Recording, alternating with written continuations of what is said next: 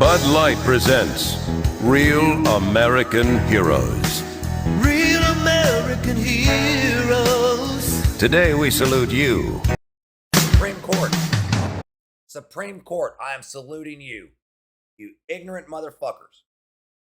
Real American heroes, supposedly. So let me go ahead and dispel something here for the people. Here's the requirements to be the president, Article 2, Section 1. There are no such requirements for Article 3. It doesn't say you have to have an Ivy League JD. Basically says anybody can do this. Madison said there's a dictionary, you can read it. There's some writings, you can read them, and you can figure out the fuck this. They said it wasn't hard.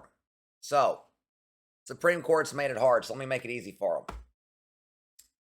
In Marbury v. Madison in 1803, the Supreme Court said they have the power to pick up judicial review. But here's the important part that's relevant. The Supreme Court shall have original jurisdiction on all cases affecting ambassadors, other public ministers, and councils, and those in which a state shall be party. In all other cases, the Supreme Court shall have appellate jurisdiction.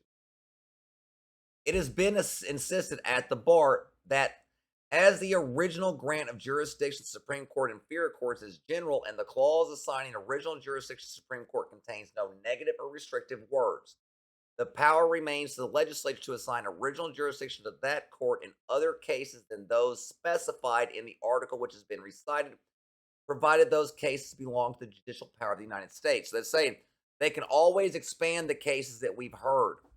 The Constitution said, here's that floor. If it had been intended to leave it in the discretion of the legislature to apportion the judicial power between the supreme and inferior courts according to the will of that body, it would certainly have been useless to have proceeded further than to have defined the judicial power and the tribunals in which it should be invested. So they're saying here, if it was just up to Congress, there would have been no reason to draft out Article 3. The subsequent part of that section is merely surplusage, is entirely without meaning if such is to be the construction, saying if that's how it's supposed to be, then the words here meant nothing. If Congress remains at liberty to give this court appellate jurisdiction where the Constitution declared their jurisdiction shall be original, and original jurisdiction where the Constitution declared shall be appellate, the distribution of jurisdiction made in the Constitution is form without substance. They're saying if it's original jurisdiction, you have to fucking leave it as original. If it's appellate, you have to leave it as appellate. Or you have to change the Constitution. So let's go to Article 3, Section 2. Marbury v. Madison, what this is about. So let's go back here where it says, those in which a party shall be a state. So controversy between two or more states, that's still good. Then they cut out between a state and citizens of another state with the 11th Amendment. It's one of two amendments added because of a Supreme Court precedent, which states the judicial power of the United States shall not, means it cannot, there is no way it goes this far, be construed to extend to any suit in law or equity commenced or prosecuted against one of the United States, one of the several states, by citizens of another state. So Texas sues 5 states. The Supreme Court says you have no stand under Article 3 as a suit arising between states. Still considered part of stare decisis. Then, in light of the 11th Amendment, they said you cannot hear a case from a state if a citizen is suing another state to force a state to do what that citizen of a foreign state wants it to do. So here, Trump v. Anderson on writ of cert from the Colorado Supreme Court, thereby nullifying the 11th Amendment and Article 3, Section 2 at the same time. They said Texas had a political question, like Roe v. Wade. Roe v. Wade, they admitted, was a political question. One best served by the legislature. The court shouldn't get involved. They said, fuck it, they'll hear Roe v. Wade. 73 million people die. The nation's on fire in the time of an obvious insurrection and domestic violence. Let's go up here, Article 4, Section 4. So, Texas said, hey, look, we're trying to ensure a Republican form of government. The Supreme Court said we've already lost. So they're talking about a democracy. Go fuck yourself. It's a political question at this point. We lost the Republic when they made the Senate a direct vote and they nullified the House of Representatives by eliminating their number of apportionment. The Supreme Court said we sat out of it, but I didn't give a shit.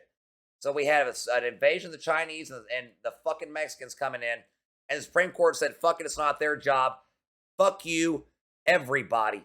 Because even though domestic violence is going on, nobody needs to step up and enact the Insurrection Act or fuck all anything in 2020. The Supreme Court said Texas, you and Georgia and Michigan and Pennsylvania and Wisconsin, all of those other 5 districts, the 16 states and 70 plus million people have zero right to petition your government for a redress of grievance. Your petition is a political question.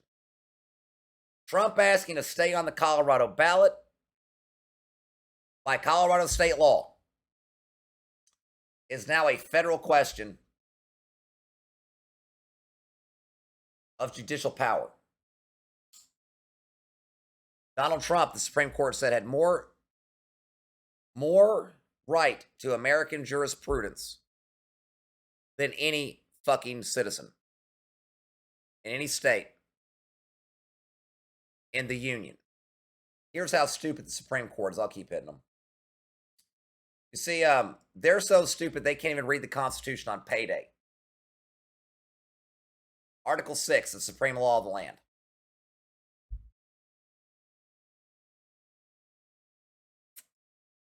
Article 1, Section 10 says that no state, which means the government, cannot make anything but gold and silver coin a tender of payment for debts, which means that all the United States debts must be paid in gold or silver, I guess, unless you're a veteran or you thought that was your Social Security. The government still has to. Just think about it. The Federal Reserve loans us our currency at an interest. The currency is the principal. How do you pay the interest? The Supreme Court can't figure that one out. So where are we at? Payments. So Bob Menendez can get paid. So let's check this out.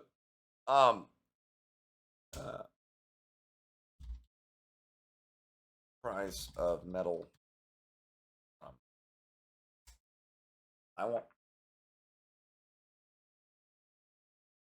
Let's see. What are we getting here? Where products? Let's no, I want coin. I want actual fucking precious metal, gold coins. $20. $20 gold coins. $20 silver eagles. Oh wait, shit. All right, so if I go over here, I go. All right.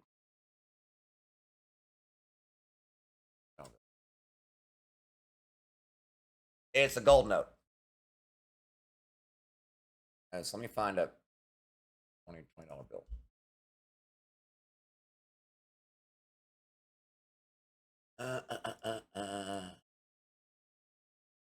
Payable in gold, 1 ounce, $20. Or if you go buy it from the Federal Reserve, $3,400. I can save $800 on $20. Wow. So it's here. I'll show you. Keep going. It's a silver dollar. Let's go find a silver dollar. Let's look at silver. You know our right to a symbol. Platinum proof. So that's 1 ounce is $1,500. Oh, they're saying it's 100. This is one of the, you'll see the one that's most insulting. Because they're telling you.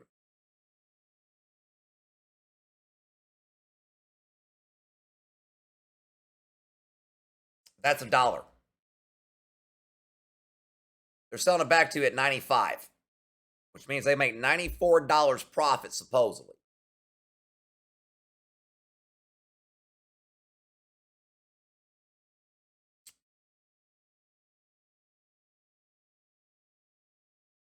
See, the Supreme Court said cops don't have a duty to protect you and there's nothing to rein them in, so they are now the force of domestic violence. Go ask Philando Castile.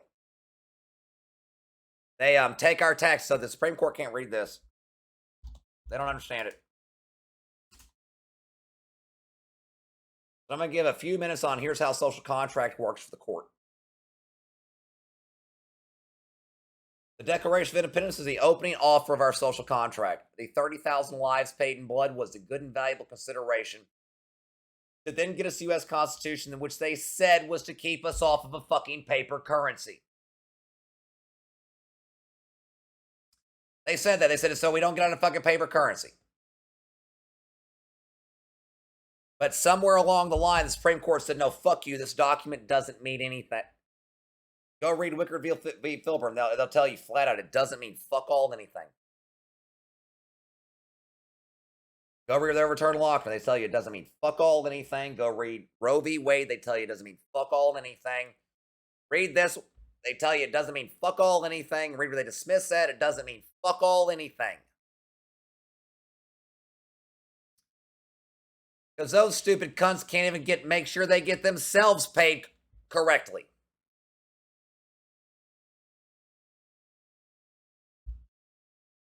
Somebody before them said some administrative agency had this right, and they couldn't get past their own fucking stare decisis to say, wait a second. The Constitution says we have to get paid in gold. Bill. Like, I just closed it down on accident, but I'll show you. It says, the Constitution still says we have to get paid in gold. If anybody has a debt, the only way to pay your debt constitutionally, you can't even pay off your fucking mortgage constitutionally if it's considered a debt. If somebody's got a smart enough fucking attorney to sit there and say, that's still the supreme law of the land. A state cannot make anything else valuable consideration on the payment of the debt. They cannot make anything else a payment for the debt. No state shall make anything but gold and silver coin a tender in payment of debt, is how that reads. Unless you're one of these asshats. Let me show you which asshats I'm talking about. All right. Scotus. It doesn't matter which ones come up. So it's, look, here's the current asshats, right? Okay. Now check this out. 9, 20.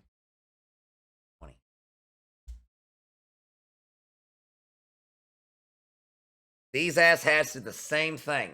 It doesn't matter. It's all white men or you get your diversity hires. It's 4 white men now. It's not a majority of white men. They're still doing the same stupid shit. So all you self justice warriors, you all fucking lose. It has nothing to do with the color of the skin. It has to do with their morality and their integrity, their intelligence. So let me go ahead and dispel something. John Roberts did not have anything red next to his name. He's the guy that gave us Obamacare after Pelosi said you have to pass and find out what's in the bill. Right, the Christmas present that they said they were not going to assent to. So John Roberts said, oh, Congress and the rest of the government, we don't have to do Obamacare. You plebs do. It's a tax that nobody consented to. Like we said, we didn't fucking want it, remember? Like we said we didn't want Obamacare. And then Pelosi comes out and says this.